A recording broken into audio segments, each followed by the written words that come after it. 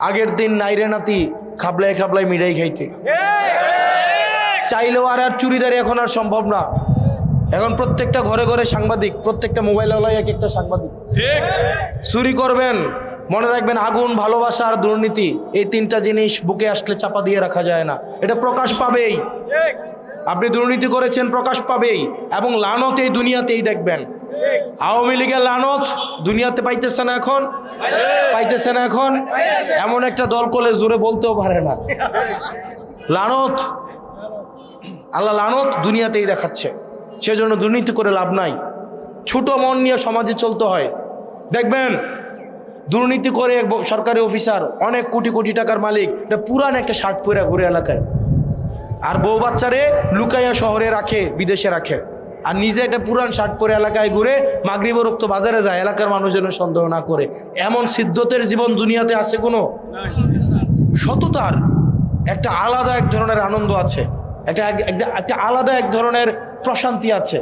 কম খাবেন, কম পড়বেন, কিন্তু মেরুদণ্ড সোজা রাখার এক ধরনের অন্যরকম একটা আনন্দ আছে, মাহাত্ম্য আছে, ঔদার্য আছে। কারো কাছে বিবেক বর্গা দেয়া লাগে না। সেজন্য এটা তরুণ প্রজন্ম যারা আছে, এই পোলাপাইন দেখবেন এদের আর এই টেনশন নাই যে অনেক টাকা দিয়ে দুর্নীতি করে বড় বড় জমি কিনবে, ফ্ল্যাট কিনবে। ওদের কথা হচ্ছে কি, আমরা সততার সাথে, যোগ্যতার সাথে যতটুকু খাবো, ফ্যামিলি নিয়ে সুন্দর করে একটা সুন্দর প্রেজেন্টেবল লাইফ আমরা লিড করব। একদম আগে বাপের মতো মাইলে মাইলে জমি কিনবো দুর্নীতি করে, আর ফ্ল্যাট কিনবো ঢাকা শহরে, এমন চিন্তা এখন বর্তমান প্রজন্মের আর নাই। সেজন্য আমরা আশাবাদী। অনেকেই বলে বাংলাদেশ নিয়ে হতাশ, কিন্তু আমি আশাবাদী। সে হয়তো, ওই ছেলেটা হয়তো এনসিপি করবে না, প্রয়োজন নাই। সে বাংলাদেশকে পছন্দ করলেই হয়েছে, সে বাংলাদেশ পন্থা হইলেই হয়েছে, তাকে এনসিপি করার দরকার নাই। সে বাংলাদেশকে ভালোবাসলেই হয়েছে, তার মধ্যে এই চেতনা থাকলে হয়েছে।